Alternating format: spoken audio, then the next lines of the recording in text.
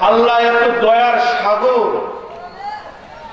বান্দাকে পরিমাণ ভালোবাসেন। আল্লাহর ভালোবাসার কোনো শেষ নাই। যদি কোনো গুনাহগার আল্লাহকে আল্লাহ বলে ডাকতে পারে, আমার রাসূল বলেন এমন কি মৃত্যুর আগ পর্যন্ত জানটা বের হচ্ছে, আজরাইল কেড়ে নিচ্ছে, এ সময় যদি কারোর বলার তৌফিক হয়, আল্লাহ আমি ভুল করছি আমারে মাফ করেন, রাসূল বলেন সব গুনাহ মাফ।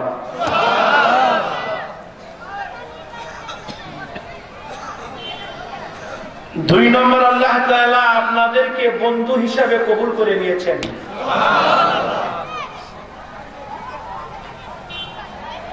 চার নম্বর, বন্ধু কখনো শত্রুর হাতে তুলে দেন না। আল্লাহ আপনাদেরকে যদি খুলুসিয়াত নিয়ে এসে থাকেন, শয়তানের হাতে তুলে দিবেন না। চার নম্বর, সবচেয়ে প্রকৃত বন্ধু সেই যে বিপদের বন্ধু। রব্বে কারীম বলেন প্রত্যেকটা মানুষের একটা বিপদের সময় আসবে, সেটা হলো হালাতে গরগরা, অর্থাৎ ইন্তেকালের বিছানা, মৃত্যুর বিছানা। কত যে কষ্ট তখন, যার জানটা নেওয়া হয় সেই বোঝে। চতুর্দিকে তাকায় তাকায় দেখে কি যেন বলতে চায়, কিন্তু বলতে পারে না। আল্লাহ জবানটা আগেই কেড়ে নেন। জিনাই দিয়ে মুখে পানি দিলে ভিতরে ঢোকে না, গালসি দিয়ে বেয়ে বেয়ে পড়ে যায়। আল্লাহ বলেন ওই দিন আমি তোমার পাশে থাকবো। আল্লাহ যেন আপনার ওই 4টা পুরস্কার দেয়া বাড়িতে নাই, একটু জোরে কন আমিন। এই জন্যই বলছি আপনারা এত দামি, আমার মন চাচ্ছে প্রত্যেকের কপালে একটি করে চুমো দিন। সম্মানিত সুধী, এটা শুনাইলাম আপনাদের ফজিলত, আপনারা কত জানেন। এখন আসেন আমি কোন সাবজেক্ট নিয়ে কথা বলবো, কোন বিষয় নিয়ে আমি কথা বলবো সংক্ষিপ্ত ভাবে, এবং কোরআন হাদিসের আলোকের সমস্যার সমাধান কি, এটাই আমার আলোচনা। এটাই আমার আলোচনা। তো সহজে বুঝবার জন্য শুরুতে আপনাদেরকে একটা জিনিস বুঝাতে চাই, একটা আলোচনা ক্লিয়ার হয়ে আসে। জ্ঞান বিজ্ঞানের যুগ, প্রযুক্তির যুগ, দিন যত গড়াচ্ছে প্রযুক্তি ততই যেন উন্নত। প্রত্যেকটা জিনিসের একজন আবিষ্কারক আছে আর একজন ব্যবহারকারী আছে। নিশ্চয় ব্যবহারকারী আবিষ্কারকের চেয়ে কম জানে জিনিসটি কোন পদ্ধতিতে, কোন নিয়মে, কোন সিস্টেমে চললে ভালো চলবে। এটা কিন্তু আবিষ্কারকের চাইতে ব্যবহারকারী ভালো জানে না। নিশ্চয় ব্যবহারকারী চাইতে আবিষ্কারক ভালো জানে। এই জন্য যখন কোন জিনিস ক্রয় করেন দেখবেন দোকানদার একটা ব্যবহার বিধি বই আমাদের হাতে তুলে দেন। এখানে অনেক কিছু নিয়মাবলী আছে যে এইটা পরে পরে পরে পরে আপনার জিনিস ব্যবহার করবেন। কোন ক্রেতা যদি বলে টাকা আমার, কিনেছি আমি, যেমন ইচ্ছা তেমন চালাবো, তেমন চলবো, কারো পরামর্শ মোতাবেক আমি চলবো না, বুঝে থাকলে বলুন জিনিস কি নষ্ট হয়ে যাবে না ভালো চলবে? ভাই আমার কথা কি বুঝতে পারছেন আপনারা? সিরাজগঞ্জের ভাষা কি বোঝা যায়? মাশাআল্লাহ। তাহলে জিনিসটি নিশ্চয় কি হয়ে যাবে? নষ্ট হয়ে যাবে। তাহলে আমি একটি প্রশ্ন জিজ্ঞাসা করতে চাই, কুল কায়নাতের সৃষ্টিকর্তা কে? এতগুলি মানুষের আওয়াজ এত দুর্বল হলে চলবে না তো। এই আঙ্গুল, শাহাদত আঙ্গুল উঁচু করে একটু জোরে বলেন, আবিষ্কারক কে? সৃষ্টিকর্তা কে? তাহলে সৃষ্টিকর্তা আল্লাহ, আমরা বললাম তার সৃষ্টি। নিশ্চয় আমাদের কোন পদ্ধতিতে, কোন নিয়মে, কোন সিস্টেমে চললে আমাদের ভালো চলবে এটা ভালো জানে কে? এই জন্য আজকে আমাদেরকে একটা ব্যবহার বিধি বই দিয়েছেন, বান্দা কিভাবে চলবে, কি করবে, আমাদেরকে ব্যবহার বিধি একটা বই দিয়েছে। নাম কি? চলে বলেন নাম কি? তাহলে আজকে আমরা পরিষ্কার করে আলোচনা দ্বারা বুঝতে পারলাম পৃথিবীতে অশান্তির মূল কারণ হলো সৃষ্টি যার, আইন নাই তার। কথা বলেন তো ঠিক কিনা? সৃষ্টি যার, আইন নাই।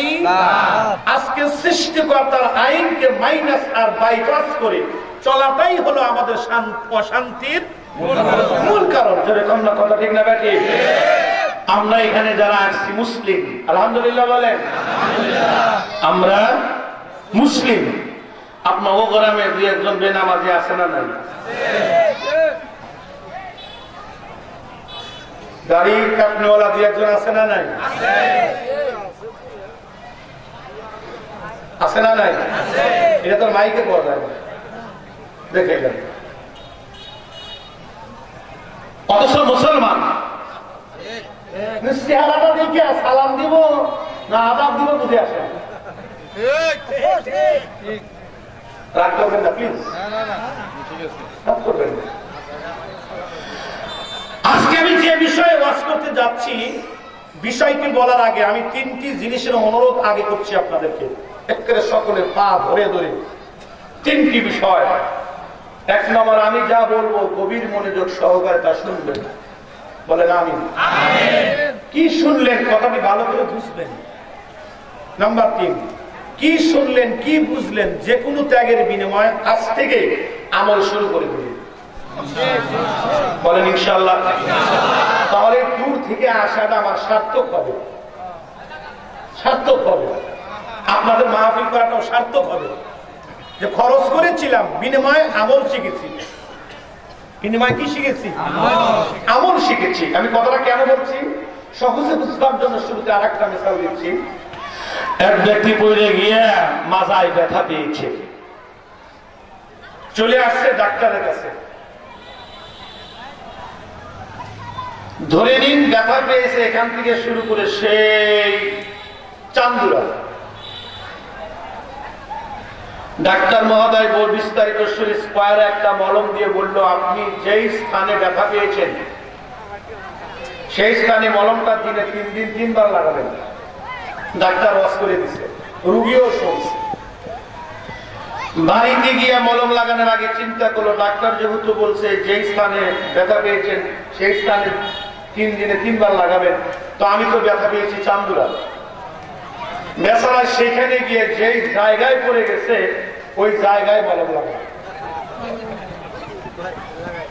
মলম শেষ, 3 দিন পরে আসছে, ব্যথা আরো বেড়ে গেছে। ডাক্তার শুনছি ভালো, 500 টাকা ভিজিট নিলেন, কি ওষুধ দিচ্ছেন? সারা কবরের কথা একটু কমলো না? ডাক্তারও আশ্চর্য, একদম না সারলে কম পক্ষে একটু কমার কথা। তো ভাই মলম দেখি। মলম হাতে নিয়ে দেখে সব শেষ। আর ভাই কোন স্থানে লাগাইছেন? স্থানটা দেখান না, দাঁড়ান একটি সিএনজি নিয়ে আসি। ডক্টর বৈজ্ঞানিক, আমি জায়গা দেখবো সিএনজি দিয়ে আমি কি করবো? বলে আপনি স্থান দেখবেন না? বলে শরীরের স্থান দেখলে আবার সিএনজি লাগে? ডাক্তার আমি তো তা বুঝিনি, আমি বুঝেছি ব্যথার স্থান যে জায়গায় পড়ে গিয়ে ব্যথা পাইছি আমি সেই জায়গায় মলম লাগাইছি। বুঝে থাকলে বলুন, এই রোগী যদি কিয়ামত পর্যন্ত ওই জায়গায় সমস্ত কোম্পানির মলম এক জায়গায় করে লাগায়, ব্যথা কি ভালো হবে? জোরে বলেন, জোরে বলেন, জোরে বলেন। কিন্তু ডাক্তার ওয়াজ ঠিকই করেছিল, রুগীও শুনেছিল। রুগী না বোঝার কারণে ওনার মলমটা জায়গা মতো প্রয়োগ হয় নাই, আর জায়গা মতো প্রয়োগ না হওয়ার কারণে অসুখ ভালো হয় নাই।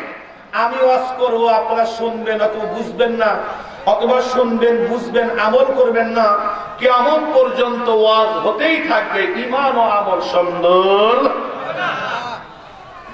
এজন্যই আমি রিকোয়েস্ট অনুরোধ করছি, আজকে কোরআন এবং হাদিস থেকে যে মেসেজটা আসবে আমরা সবিনয়তা গ্রহণ করব।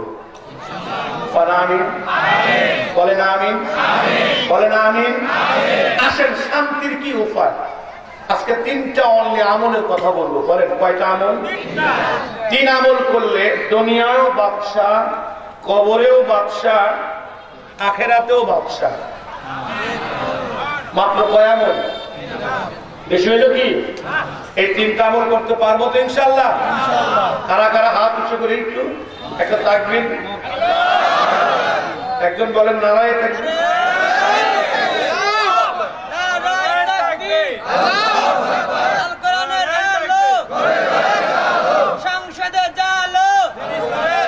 সংসদে যারা বাদ দেও, আগে দেলে দলাও, আগে সংসদে দলা দেরিয়েছে, চিন্তা করো না। ভাইজান, যদি দুনিয়া এবং কবর আখিরাতে বাদশা হতে চান, এক নম্বর আমল হলো রব্বে করিমকে ভয় করা। সুবহানাল্লাহ। কাকে ভয় করা? আমরা ভয় করি কি করি না? আমরা যে ভয় করি এটা ভয়ের মধ্যেই পড়ে না, এটা ভয়ের মধ্যেই নেই। ভয় কেমন কেমন ভয় করতে হবে রব্বি করিম তাও বলছেন, ইয়া আইয়ুহাল্লাযীনা আমানু তাকুল্লাহ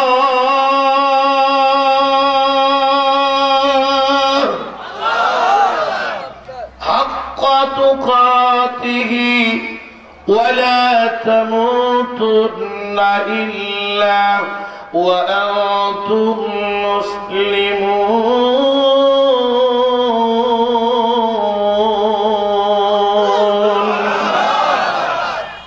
ইমানদার, আমাকে ভয় করো, তবে ভয় কোনো নরমালি ভয় না, ভয়ের মতো ভয়।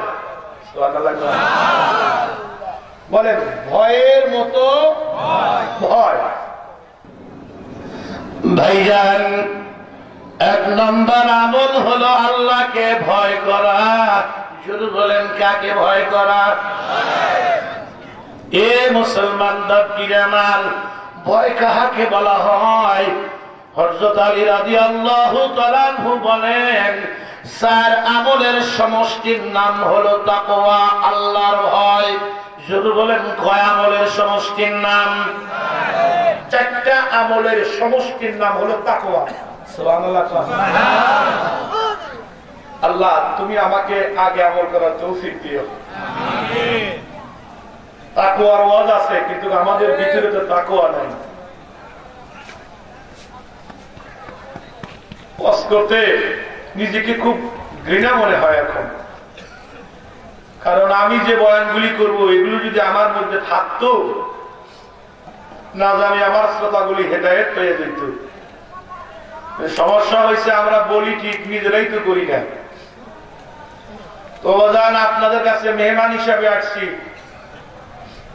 অনেক মুরব্বী বসা আছেন, মুরব্বীদের চোখের পানি আল্লাহ ফেরত দেন না। আজকের মাহফিলে যখন আপনার চোখ দিয়ে পানি ঝরবে, মুরব্বী আব্বারা এই অদমের জন্য একটু দোয়া করেন। আল্লাহ জানি দিল আর জবান এক করে।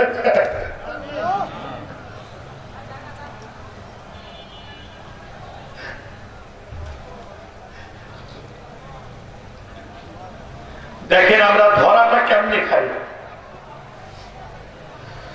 হযরত আলী রাদিয়াল্লাহু তাআলা আনহু বলেন, চার আমলের সমষ্টির নাম হলো তাকওয়া। এক নম্বর আত-তাকওয়া হিয়াল খাউফু মিনাল জালিল।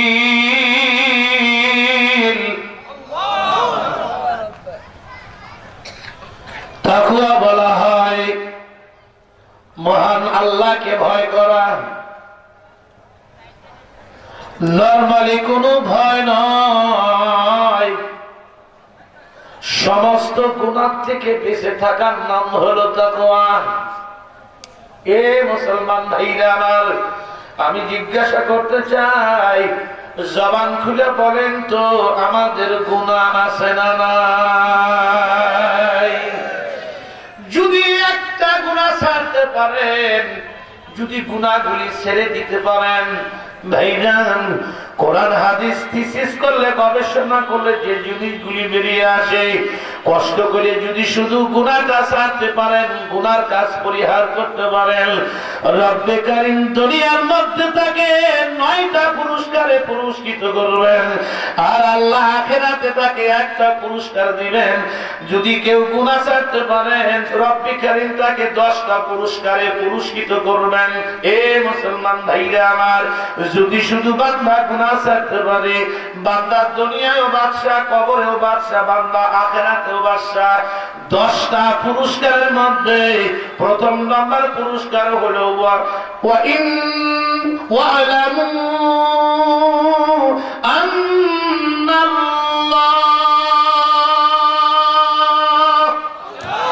একটু জোরে বলবেন না আল্লাহু আকবার? আরো জোরে বলেন আল্লাহু আকবার। প্রথম নাম্বার পুরস্কার, যদি কষ্ট করে গুনাহ ছাড়তে পারেন, প্রথম পুরস্কার ওয়ালামু আন্নাল্লাহ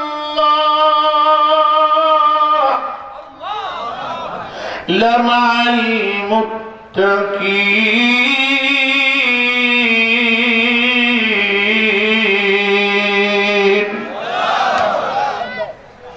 ওয়াল্লাহু ওয়ালিয়ুল মুত্তাকিন।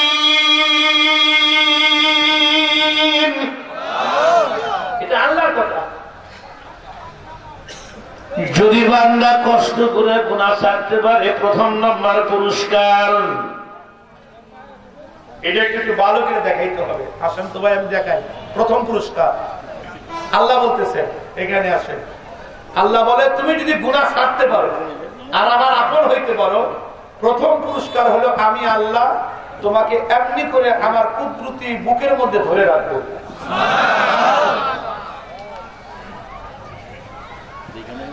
আমি তোকে ছেড়ে দেব না, আমার কুদরতি কোলের মধ্যে আমি তোমাকে ধরে রাখবো। কেন? ছোট্ট বাচ্চা যখন বাবার সাথে বাজারে যায়, হাটে যায়, ভাইজান বাবা ছোট্ট বাচ্চার হাতখানা বড় মজবুত করে ধরে রাখে। কেন? আমার মানি ব্যাগ হারা যায়, যাক বেটা যাতে না হারায়। আমার বাজারের ব্যাগ হারায় যায়, যাক ছেলে যাতে না হারায়। আমার মোবাইল হারা যায়, যাক আমার ছেলে যাতে না হারায়। আমার টাকা পয়সা হারায় যায়, যাক আমার ছেলে যাতে না হারায়। কিন্তু বাচ্চাটা মাঝে মধ্যে গুনগুন গুনগুন গুনগুন গুনগুন করে কান্দে। ভাইজান বাবা জিজ্ঞেস করে, বাবা তোমার চোখের মধ্যে পানি কেন, কাঁদো কেন? মোয়া খাওয়া, মিষ্টি খাওয়া, পটিটু খাওয়া। ছোট্ট বাচ্চা কয়, আব্বু এগুলোর দরকার নাই, আমার মা কই, আমার মায়ের কাছে নিয়ে চলেন, আমি মার কাছে যাব। এ মুসলমান ভাইরা আমার, আমার আল্লাহ বান্দার হাতখানা ছেড়ে দিতে চান না। মুত্তাকিন বান্দাকে রব্বি কারীম তার কুদরতি বুকের মধ্যে রাখতে চায়। কেন রাখতে চায়? বান্দা আমি যদি তোমাকে ছেড়ে দেই তাহলে তোমাকে শয়তান নামক বাগে খাবে। আমি যদি তোমাকে ছেড়ে দেই গুনার মধ্যে তুমি হাবুডাবু খাবে। আমি যদি তোমাকে ছেড়ে দেই তুমি জাহান্নামের গর্তের মধ্যে পড়ে যাবে। আমি যদি তোমাকে ছেড়ে দেই তাহলে তুমি কিন্তু ঈমান হারা অবস্থায় কবরে আসবে। এই জন্য আমি তোমাকে ছেড়ে দেব না, কারণ গুনাহ ছাড়ার অবস্থায় তুমি আমার মাহবুব হয়ে গেছো। এই জন্য প্রথম পুরস্কার বান্দা, তুমি যেখানেই থাকো না কেন আমি তোমাকে আমার বুকের মধ্যে জড়ায়া রাখবো। আল্লাহু আকবার বলেন, আল্লাহু আকবার বলেন। তাহলে কুল কায়নাতের মালিক আল্লাহ, তার কুদরতি করে থাকলে আমাদের ভয় কি? কথা ভাই না রে, জিনিসটি আরো একটু ভালো করে বুঝাই। আপনাদের কি কষ্ট হবে বাবা?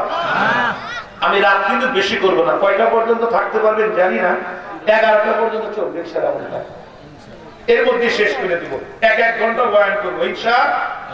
পুরোটা মাহফিল কান্নায় ভেসে না যাওয়া পর্যন্ত আমারও মজা নেই,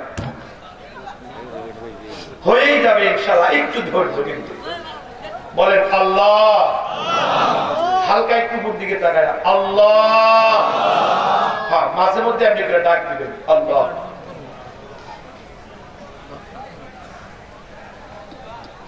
আমি এই সবকটা শিখছি আমার ছোট্ট বিটির কাছ থেকে,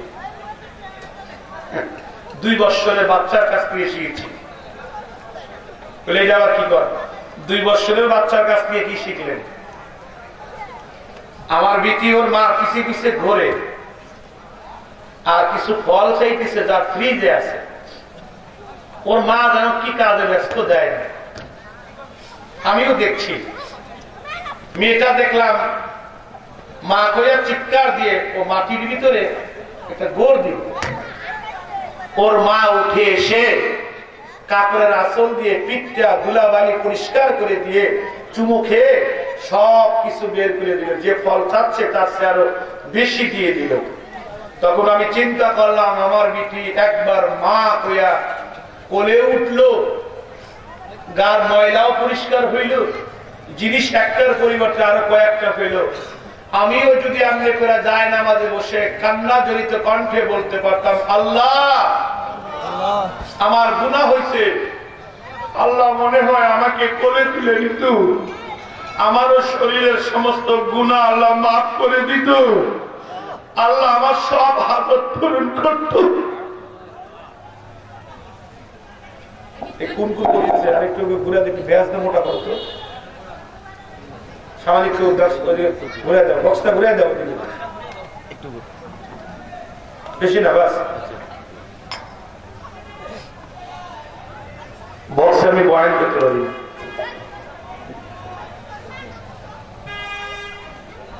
এই জন্য মাঝে মধ্যে উপর দিকে তাকায় বলবেন আল্লাহ, ঠিক আছে, আল্লাহ বরকত দিন।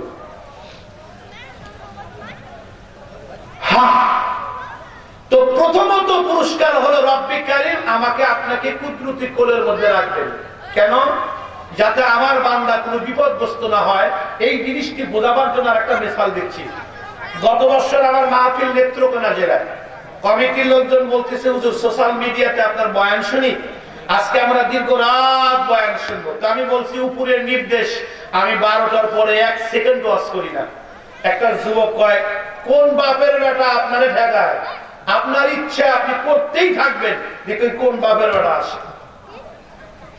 তা আমি বললাম, না ভাই, এটা আমার মুরব্বী, আমার শেখের নির্দেশ। হুজুর তাইলে সরি করার কিছু নাই। সাইডের একটা যুবক বলতেছে, এই কথা কেন বলছে হুজুর আপনি জানেন? বললাম না তো। কয় ওনার ভাই হলো একটা পুলিশের এডিশনাল আইজি, সেই শক্তিতে বলতেছে। তখন চিন্তা করলাম, হ্যাঁ হ্যাঁ, যদি ওয়ার্ডের মেম্বার আমার আপনজন হয়, আমার বন্ধু হয়, ওয়ার্ডটাই আমার, চেয়ারম্যান আমার বন্ধু হয়, চেয়ারম্যান আমার, ইউনিয়ন পরিষদ আমার, যদি এমপি আমার বন্ধু হয়, পুরো আসনটা আমার, মন্ত্রী আমার হইলে, প্রধানমন্ত্রী যদি আমার বন্ধু হয়, পুলিশের আইজি যদি আমার বন্ধু হয়, পুরা দেশ আমার, কুল কায়নাতের মালিক আল্লাহ যদি আমার বন্ধু হয়,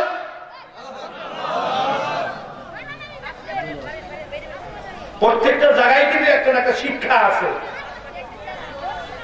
ও দোস্ত বুজুর্গরা, হে আমার সম্মানিত উপস্থিতি শ্রোতা মন্ডলী, আমি আপনাদের পা ধরে ধরে বলছি, সব বাদ দেন, এক আল্লাহকে বন্ধু বানান। আল্লাহ যদি বন্ধু হয়ে যায় আর কোনো সমস্যা নেই। কথা কন, কথা কন, কথা কন। চাইলেই পাবেন, চাইলেই পাবেন, তো দেরি হবে না।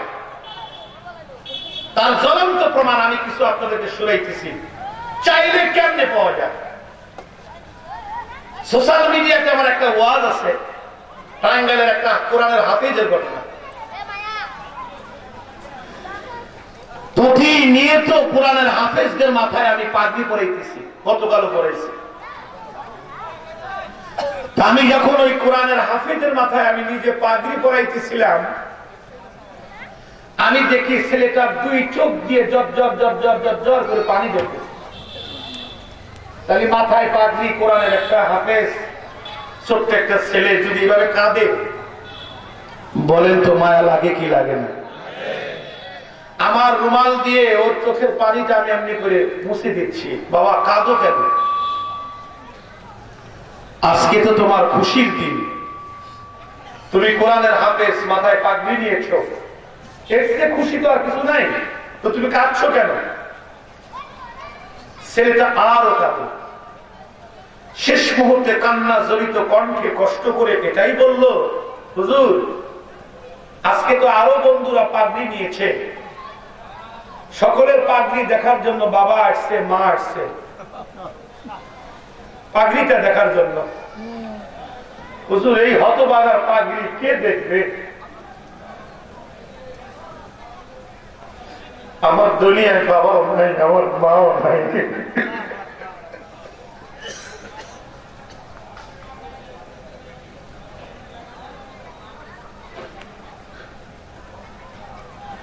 আমার পাগড়িটা দেখার কেউ নাই।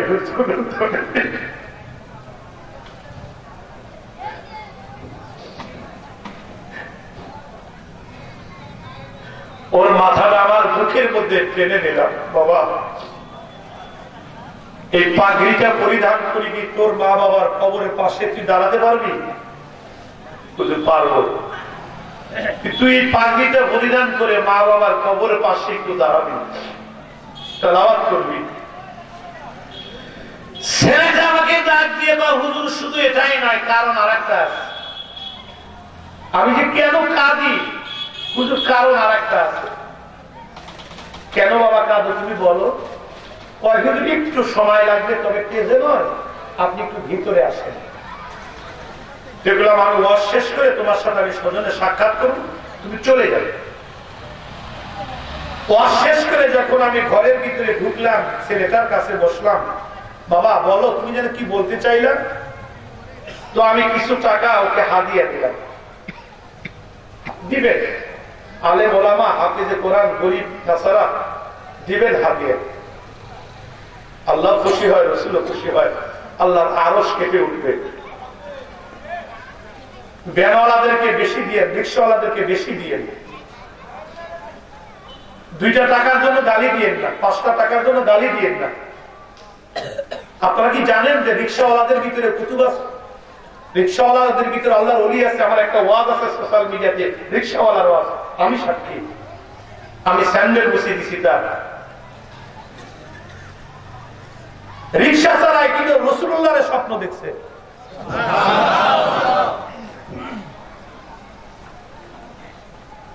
দোয়া শুধু আমার কাছে নাই তো, দোয়া একটা ভ্যানওয়ালার কাছেও আছে, একটা রিক্সাওয়ালার কাছেও আছে। আপনি চলে আসছেন, 5টা টাকা ওকে বেশি দিয়ে, 10টা টাকা ওকে বেশি দিয়ে, ও উপর দিকে টাকা আহ বলবে,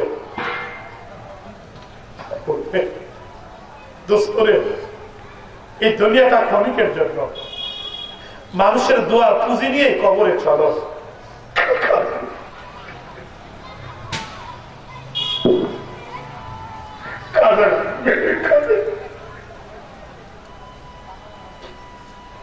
কারো সাথে বেয়াদবি করিও না, কোন শ্রেণীর মানুষের সাথে বেয়াদবি করিও না। বেয়াদবি করলে ধ্বংস নেমে আসে, ধ্বংস নেমে আসে, ধ্বংস। বেয়াদবি করো না সোনার ভাই, দরদের ভাইরা, কারোর সাথে কোনোদিন বেয়াদবি করো না, কোন মুরব্বীর সাথে বেয়াদবি করো না, কোন শ্রেণীর মানুষের সাথে বেয়াদবি করো না। আদো বলা হও, আদো বলা হও। পৃথিবীতে যত পীর পয়গম্বর, যত সাহাবায়ে কেরাম, যত ওলি আল্লাহ, গাউস কুতুব, পীর মাশায়েখ চলে গেছে, তারা সর্বোচ্চ ভদ্র ছিল। তারা সর্বোচ্চ ভদ্র ছিল, ভদ্র ভদ্র।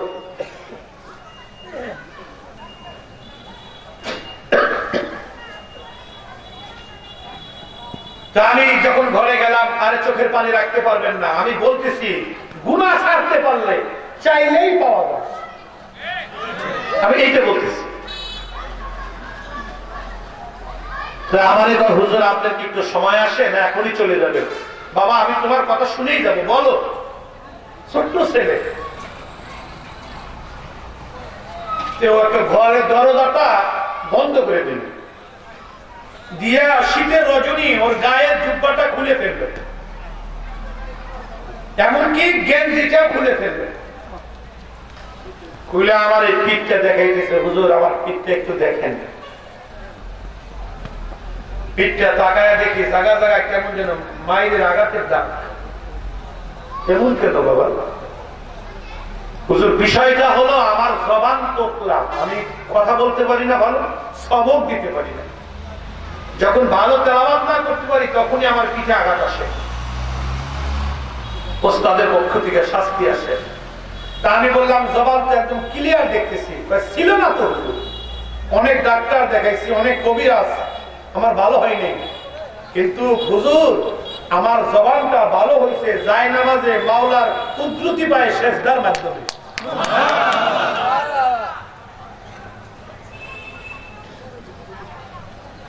কারে কই আর কারে বুঝাই, দেন কোথায় কাম কোথায়, বলাও যায় না, সওয়াও যায় না। সেজদার মাধ্যমে যে আল্লাহ কত কাছে পাওয়া যায় ওই নামাজই তো নাই। ওলামায়ে কেরাম আছে জিজ্ঞাসা করেন রাসূলের ইবাদতটা কেমন? আনতা আবুদাল্লাহ কাআন্নাকা তারা ফাইন লাম তাকুন তারা ফাইন্নাহু ইয়ারাক। তুমি এমন ভাবে ইবাদত করো যেন তুমি আল্লাহকে দেখতেছো।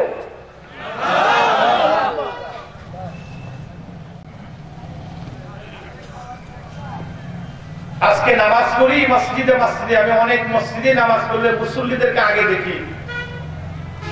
আল্লাহ কি নামাজের সাইজ, কত তাড়াহুড়া নামাজের মধ্যে, কত তাড়াহুড়া। সব কাজ ঠিকই চলে, নামাজে এসে তাড়াহুড়া।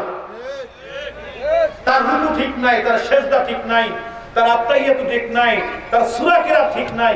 কি দুঃখ, কি আফসোস মুসলমানের জন্য। অথচ নামাজ যে কত স্বাদের জিনিস, নামাজ কত স্বাদের জিনিস, নামাজ কত স্বাদের জিনিস।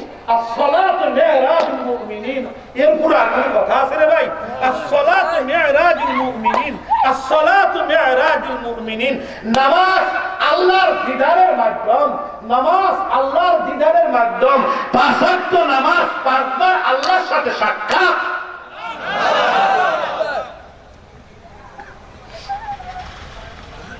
আমার কথা বুঝে হবে না। হ্যাঁ, যেই দিন এই সাতটা মিলবে আমারে ফোন দিও। হুজুর আজকে ঠিক বুঝলাম কথা, রাইট।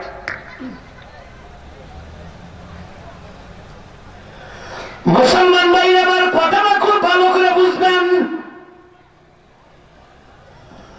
কোরআনের হাফেজ ডাক দিয়ে আমার হযরত, দুনিয়ায় অনেক ডাক্তার কবিরাজ ছিল, দেখাইলাম হুজুর আমার জবান ভালো হয় নাই, আমার জবান ভালো হয়েছে যাই নামাজের সেজদার মাধ্যমে। হুজুর আমি যদি জানতাম আগে আমার মাওলা এত ভালো, তাহলে যাই নামাজ কোনদিন আমি ছাড়তাম না। যাই নামাজেই তো আমি আগে যাইতাম। আমি বললাম বাবা তুই বল ঘটনা কি? ছেলেটা আরো কান্না শুরু করে দিল, চোখের পানি দিয়ে ছেলেটার কেমন যেন বুক ভেসে যায়। আমি বললাম বাবা তুমি বলো, সময় আমার খুব সংক্ষেপ। ছেলেটা ডাক দিয়ে কয় হুজুর কোরআনে শুধু পড়েছি আল্লাহু ওয়ালিউল মুত্তাকিন, আল্লাহ মুত্তাকিনের অভিভাবক। কোরআনে শুধু পড়েছি ইয়া আইয়ুহাল্লাযীনা আমানুস্তাঈনু বিস-সাবরি ওয়াস-সালাহ ওয়া ইন্নাহা লাকাবীরাতুন ইল্লা আলাল খাশিঈন। কোরআনে শুধু পড়েছি নামাজের মাধ্যমে আল্লাহর কাছে সাহায্য চাও। হুজুর এটা শুধু পড়েছি শুনেছি, প্র্যাকটিক্যাল তো আমাদের নাই, কিন্তু বাস্তব জীবনে আমার এটা প্র্যাকটিক্যাল হয়ে গেছে। আমি জিজ্ঞাসা করলাম কেমনে বল? ছেলেটা বলে হুজুর একদিনের ঘটনা, আমি মনে মনে নিয়াত করলাম, খেয়াল করলাম, সিদ্ধান্ত গ্রহণ করলাম। দুনিয়ার সবাই যখন ঘুমায়, দুনিয়ার আমার ছাত্র শিক্ষকরা যখন ঘুমায়, আমি ঘুমাবো না। আমি যাই নামাজখানা নিয়ে গোপনে গোপনে আমি আমার মালিকের কুদরতি পায়ের কাছে যাব।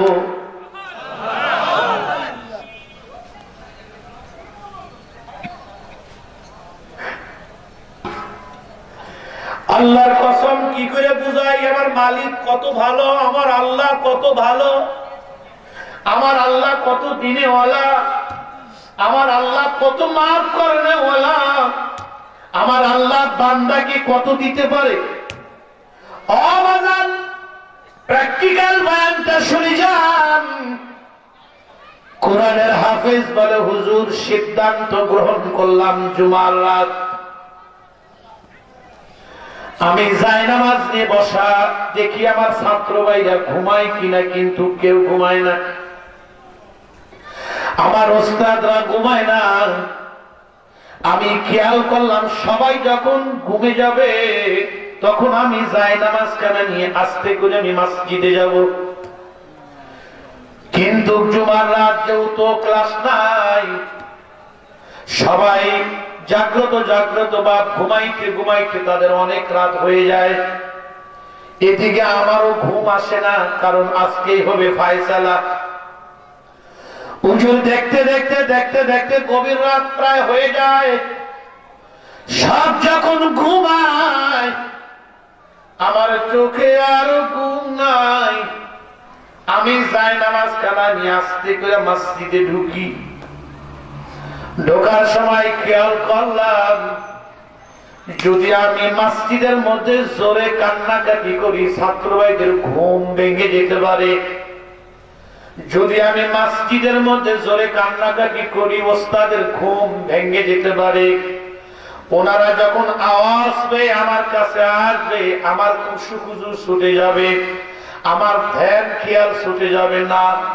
মসজিদেও পড়ব না, এমন জায়গায় যাব জোরে কান্না করলেও যেন কেউ শোনে না।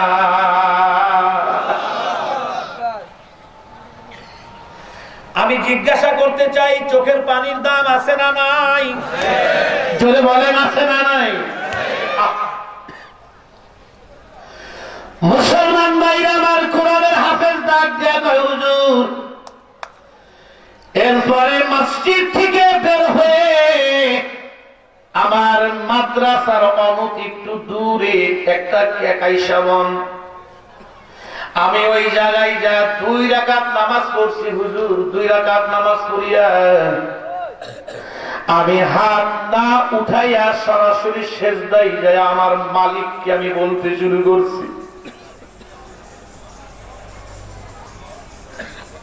হুজুর আমি যখন সেজদায় যাই আমার মালিককে আমি বলতে শুরু করছি, হুজুর জীবনে কত সেজদা করছি, কত নামাজ পড়ছি, কোনদিন তো আমার এইরকম মনে হয় নাই। হুজুর আমি যখন সেজদায় যাই আমার মনে হয় আমার কপালের নিচে আমার মালিকের কুদরতি পার হয়ে গেছে।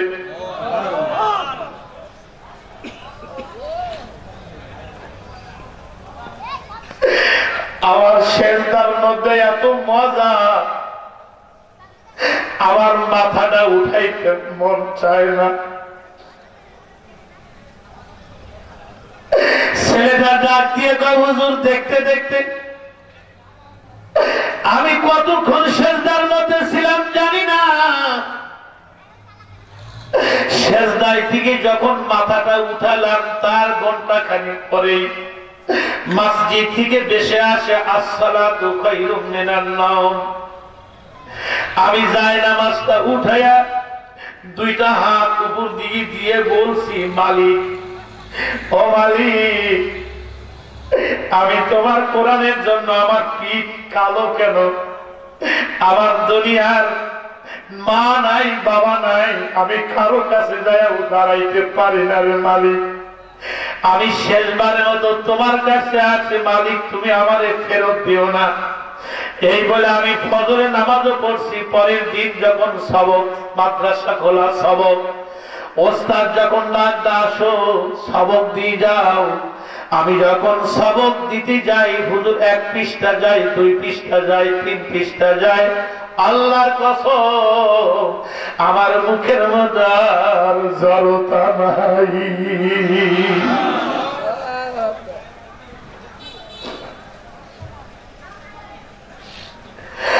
এই কথা শোনার পর আমি ওকে বুকের মধ্যে আঁকড়াইয়া ধরছি।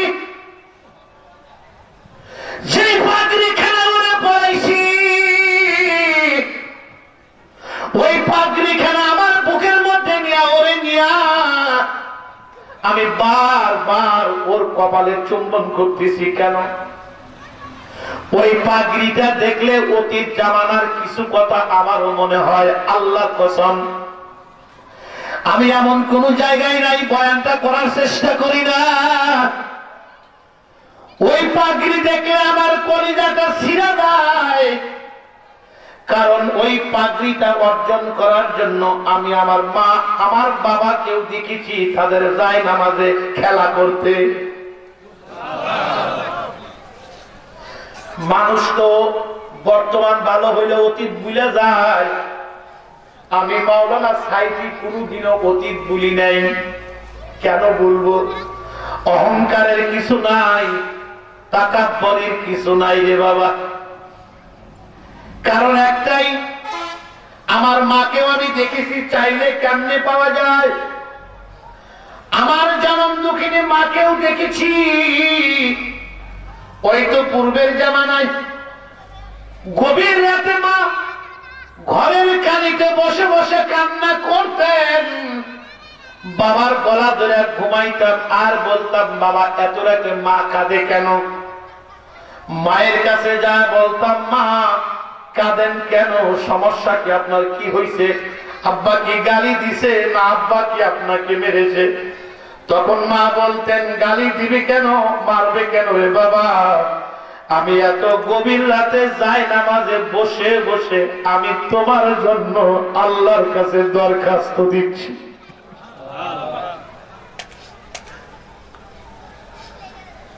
মাদ্রাসায় পড়তাম, বোর্ডিংয়েও টাকা দিতে পারি নাই। একটাই সন্তান ছিলাম, তা মান্যত করা বেটা। বংশরা ইংরেজি শিক্ষিত, কেউ মাদ্রাসায় দেবে না। মাদ্রাসায় পড়ে কি হবে? আমার মা বলছিলেন, যদি মাদ্রাসায় পড়াইয়া ভিক্ষা করে খাওয়া লাগে আমি খাবো, আমার ব্যাপার। তবু আমার মন চায় আমার বেটা আলেম হোক, আমি মারা গেলে আমার বেটা আমারে কবরে নামাক। আমি জানি না এই মাহফিলে কার বাবা নাই, কার মা নাই। আজকে মাহফিলে বাবার জন্য এক ফোঁটা চোখের পানি, মায়ের জন্য এক ফোঁটা চোখের পানি যদি ঝরে, তোমার সন্তান তোমার জন্য চোখের পানি ঝরাবে। আর সন্তানের চোখের পানি যদি ঝরে, বাবা মার কবর, বাবা মার কবর, বাবা মার কবর 100% আল্লাহ মাফ করবেন।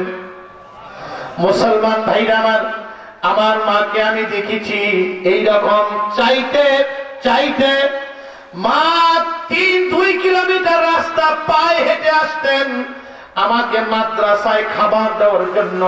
বুড়িকে টাকা দিতে পারি নাই, মা ভাত দিয়ে আবার বাড়িতে চলে যাইতেন।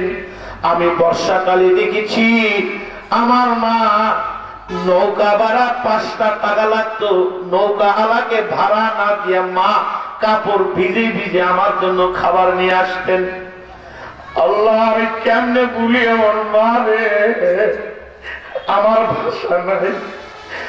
3 কিলোমিটার রাস্তা, মা বোরকা পরে কাপড় ভিজে যখন মাদ্রাসার পাশে মা কাপড় ভিজে খাবারের বাটি নিয়ে দাঁড়ায় থাকতেন। লেখাপড়া শেষ করিয়া যখন দৌড়াইয়া যাইতাম মার কাছে, মা খাবারের বাটি যখন হাতে তুলে দিতেন, হাতে তুলে দেওয়ার পর মা কাপড়ের আসল থেকে 5 টাকা যখন আমার হাতের মধ্যে দিয়ে বলতেন, কলমার খাতা কিনো। পার্শ্ববর্তী গ্রামের মহিলারা বলতো, বেটার জন্য এত কষ্ট করো, বড় হলে কি ভাত কাপড় দিবে? আমার মা ওই দিন বলছিলেন, বোন ভাতের জন্য না, বেটা আলেম হবে।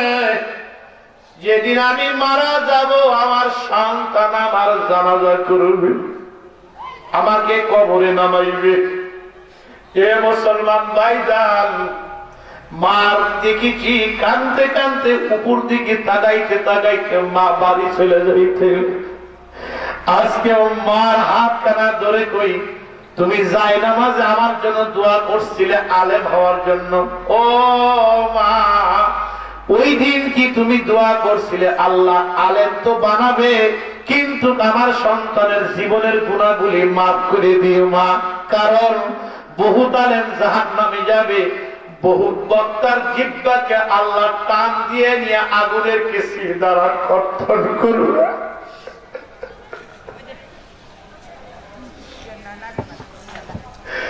বহুত বক্তার জিহ্বাটাকে আল্লাহ টান দিয়ে নিয়ে পিঠের সাথে লাগাইয়া দিবেন। ও মা, আমি কোন দলে, আমি কোন কাতারে, এজন্য কি তুমি মাওলার কাছে দরখাস্ত দিস? মুসলমান ভাইরা আমার, যেদিন আমারও মাথায় পাগড়ি দেয় হাজার হাজার মানুষ, বগুড়া জামিল মাদ্রাসার ইউসুফ নিজামী রহমাতুল্লাহি আলাইহি, কোন মানুষের চোখে আমি পানি দেখি নাই। একটা মানুষ সামনে বসে যিনি কাঁদতেছিলেন কেউ না, সে হলো আমার বাবা। আমার বাবা ঘরের ভিতরে গিয়ে আমাকে বুকের মধ্যে নিয়ে একটা কথাই বলছিল, সারাটা জিন্দেগি তোমার জন্য আমি শ্রমিকগিরি করে তোমার পড়ালেখার খরচ বসাইছি, শুধু মাথায় পাগড়ি দিবে এই পাগড়িটা দেখার জন্য, আমার আর কোনো চাহিদা নাই। আর একটা চাহিদা আমার বাকি রইল বেটা, আমি যেদিন মারা যাব নিজের হাত দিয়ে আমারে গোসল করাইও।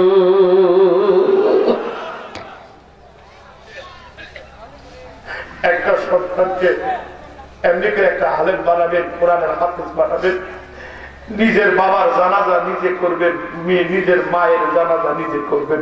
আল্লাহ তুমি তৌফিক দাও না, একটু জোরে কর না। আমিন। হে মুসলমান ভাই, আমার বয়ান আমার শেষ। ঠিক যদি আল্লাহকে বন্ধু হিসাবে পাইতে চাও, যদি আল্লাহকে বন্ধু বানাইতে চাও, তাহলে 1 নম্বর আমল জীবনের গুনাহগুলি ছাড়িয়ে দাও। আমি একটু জোরে বলেন না, আর একটু জোরে বলেন আমিন।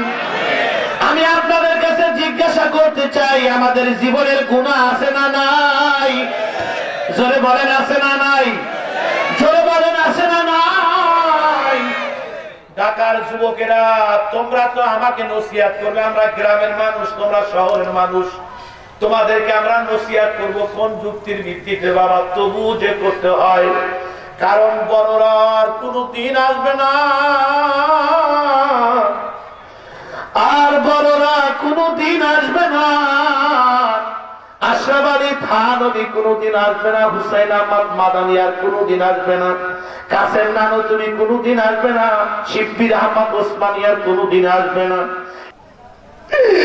কোরআনের একটা আয়াত যখন পড়ি, আমার আল্লাহ বলছে, আমার মাওলা মিথ্যা বলে নাই, আমার মাবুদ কোনদিন মিথ্যা বলতে বলেন না। ও বাবা, কেমনে বুঝবি? আমি কেমনে বুঝাইলে বুঝবি?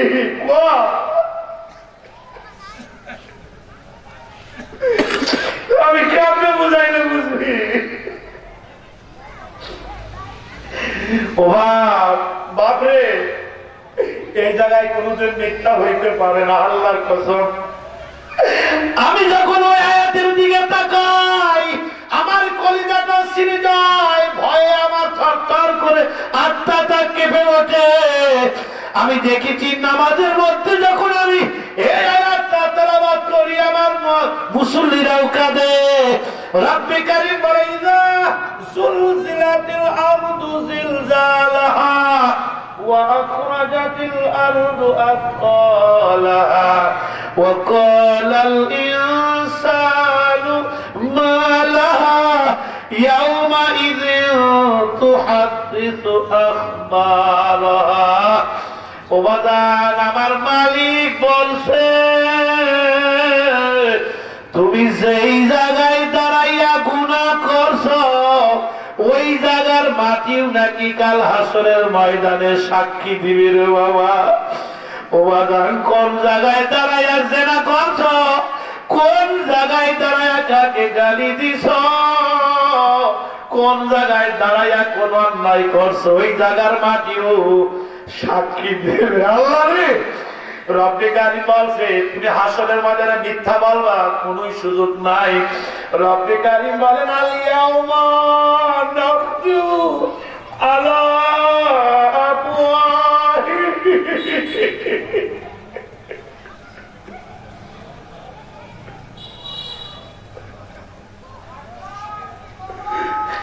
আমার এই কথা বলে কি বুঝে না, এই কথা শুনেও যাদের চোখে পানি নাই, তোমার চোখে আর কবে পানি আসবে রে বাবা?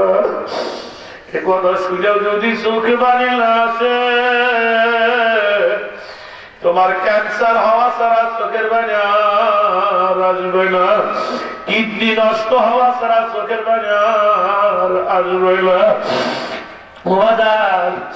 রব্বে কারীম বলেন এমন একটা দিন আসবে যেই দিন মাওলা মুখের মধ্যে মোহর লাগাইয়া দিবে, মুখের মধ্যে আপনার মোহর লাগাইয়া দিবে, টেপ লাগাইয়া দিবে, তোমার মুখ কথা বলবে না। রব্বে কারীম বলেন ওয়াতুকাল্লিমুনা আইদিহিম ওয়া তাশহাদু আরজুলুহুম বিমা কানু ইয়াকসিবুন। ওই দিন হাত কথা বলবে, ওই দিন পায়ে কথা বলবে।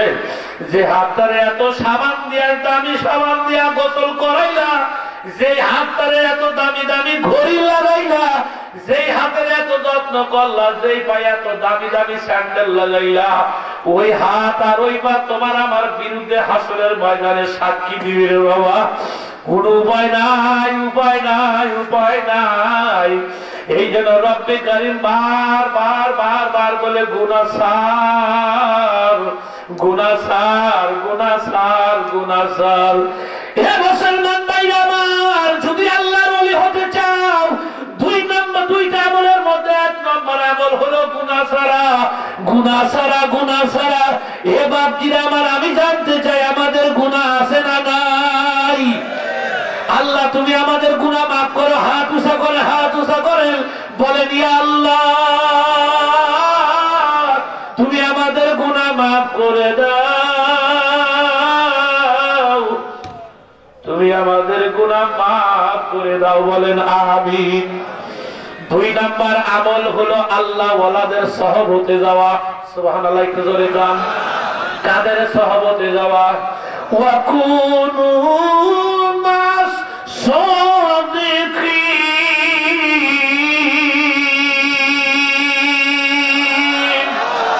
হাত একটু উঁচু করে বলেন আল্লাহু আকবার।